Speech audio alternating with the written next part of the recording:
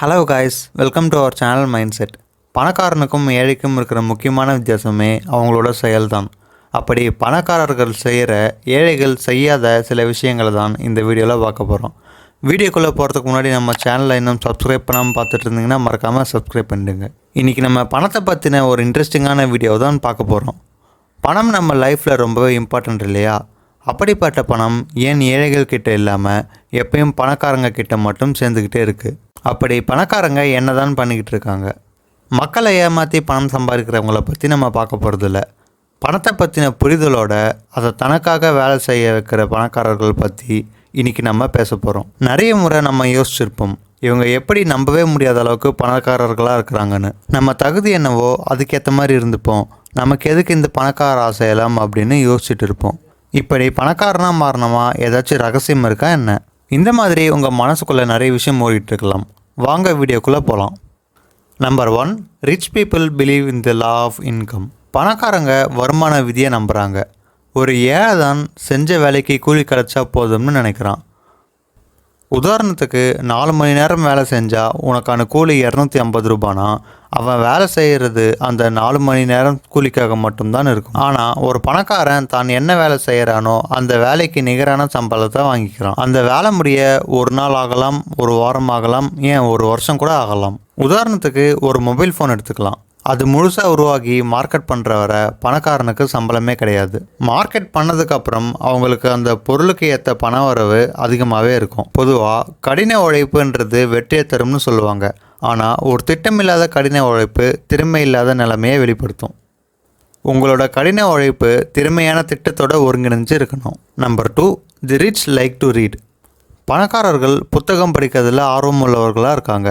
பொதுவாக நம்ம பார்க்கக்கூடிய பெரிய பணக்காரர்கள் எல்லாருமே கடைப்பிடிக்கக்கூடிய ஒரு விஷயம் என்னென்னா அது புக் படிக்கிறது. நீங்கள் பொழுதுபோக்குக்காக புத்தகத்தை படிக்கக்கூடிய ஒரு ஆளாக இருக்கலாம். இன்னும் சில பேர் கதைகள், கவிதைகள்னு பல வகையான புத்தகங்களை வாசிக்கக்கூடிய நபராகவும் இருக்கலாம். ஆனால் குறிப்பிட்டு சொல்லணும்னா சுய முன்னேற்றத்துக்கான செல்ஃப் ஹெல்ப் புக்ஸை படிக்கிற நபர்கள் ரொம்பவே கம்மி தானே சொல்லலாம். பணக்காரர்கள் எல்லாருமே தங்களோட சுய முன்னேற்றத்துக்காகவும் தங்களை மேம்படுத்துறதுக்காகவும் நிறைய புத்தகங்களை வாசிக்கிறாங்க. உலகத்தில் மிகப்பெரிய முதலீட்டாளர் வாரன் பஃபட் கிட்ட உங்கள் வெற்றிக்கான அடித்தளம் என்னென்னு கேட்குறப்ப நான் தினமும் 500 பக்கத்துக்கான புத்தகங்களை படிக்கிறேன்னு சொல்கிறாரு.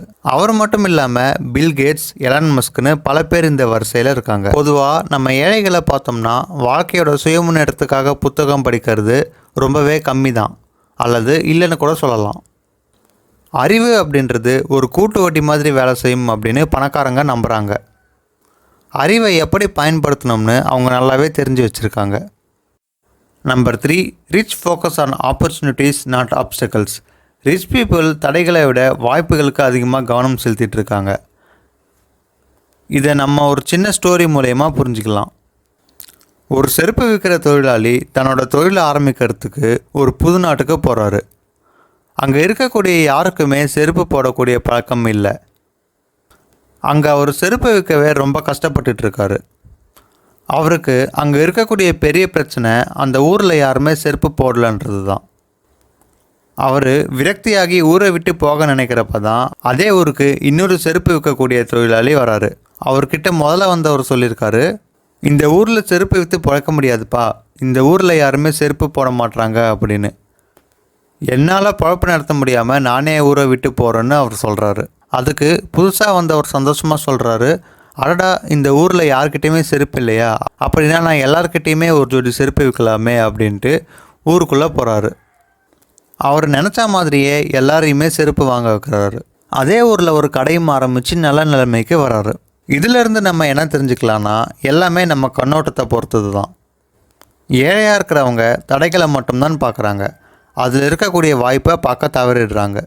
Number 4, the rich associate with positive successful people. பணக்காரங்க எப்போவுமே பாசிட்டிவான பீப்புள் கூட தான் அதிகமாக பழக்கம் வச்சுருப்பாங்க. உங்கள் எல்லாருக்குமே தெரிஞ்ச ஒரு வாசகம் தான் இது, உன் நண்பன் யார் என்று சொல், நீ யார் என்று சொல்கிறேன்.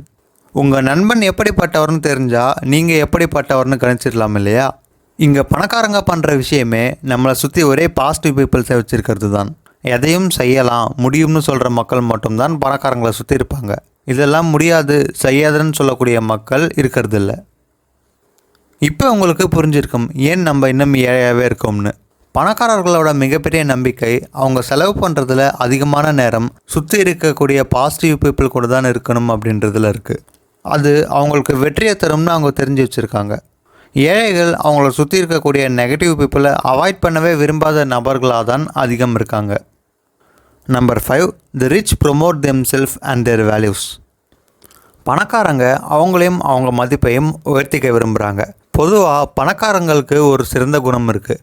தனக்கு தெரிஞ்ச விஷயத்தையோ அல்லது தன்கிட்ட இருக்கக்கூடிய ஒரு யோசனையோ மற்றவங்க கிட்ட பகிர்ந்துக்க அவங்க யோசிக்கிறதும் கிடையாது, பயப்படுறதும் கிடையாது. பொதுவாக அவங்க சொல்கிற எல்லாமே முன்னேற்ற விஷயமாவோ இல்லை மற்றவங்க தன்னை வளர்த்துக்கக்கூடிய விஷயமாவோ தான் இருக்கும். இதனாலேயே மற்றவங்க நிறைய இடத்துல தனித்து பார்க்குற அளவுக்கு முன்னேறி இருக்காங்கன்னு சொல்லலாம்.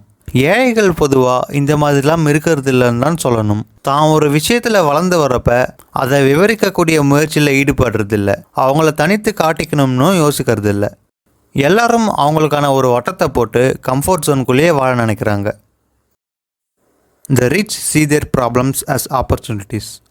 பணக்காரங்க தங்களுக்கு இருக்கக்கூடிய பிரச்சனையை ஒரு வாய்ப்பாக தான் பார்க்குறாங்க. ஏழைகளுக்கு பிரச்சனை வரப்போ அதை ஒரு பெரிய பிரச்சனையாக எடுத்து எப்படியாவது அதிலிருந்து பழைய நிலைமைக்கு வாழ்க்கை திரும்பி வந்தால் போதும்னு தான் அதிகமாக யோசிப்பாங்க.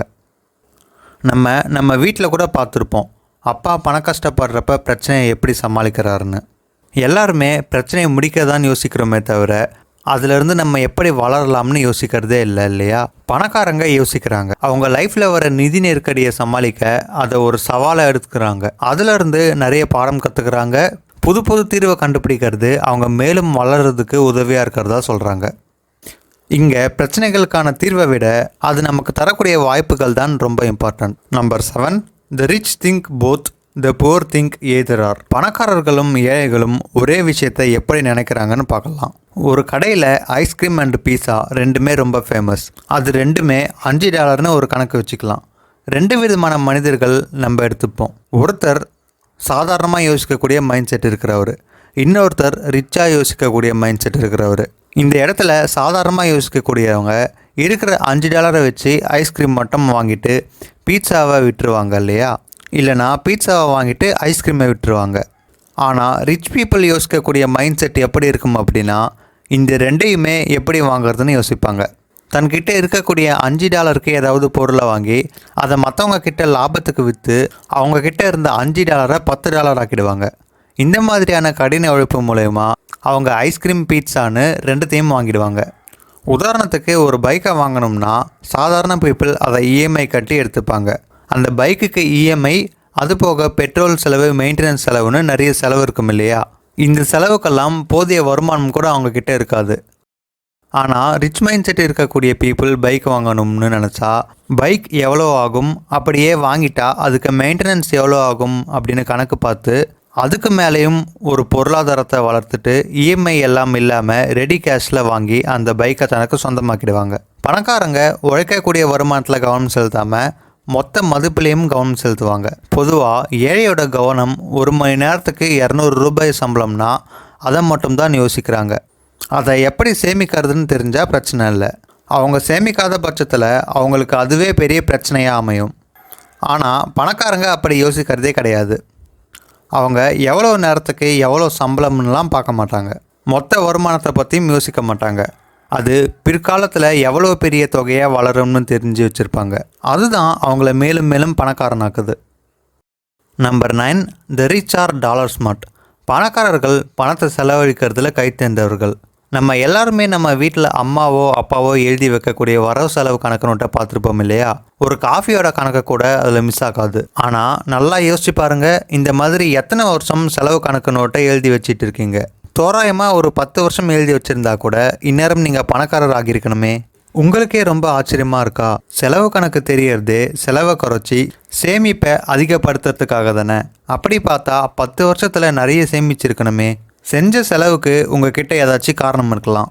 ஆனால் சேமிக்காமல் இருக்கீங்க அப்படின்னா ஏழையாக இருக்க நீங்கள் தான் காரணமாக இருக்க முடியும். ஒரு பணக்காரன் செய்கிற செலவு உங்களை வியக்க வைக்கும். அவங்க செலவுகளெல்லாம் பார்க்குறப்போ இவ்வளோ செலவு பண்ணி இந்த கோர்ஸை பார்க்கணுமா, இந்த மீட்டிங்கில் கலந்துக்க காசு கட்டணுமா, இவ்வளோ பணத்தை புக்ஸ்க்காக ஸ்பெண்ட் பண்ணணுமான்லாம் தோணும். ஆனால் பணக்காரங்க பண்ணுற எல்லா செலவுலையுமே பல மடங்கு லாபம் அவங்களுக்கு திரும்ப கிடைக்கும்.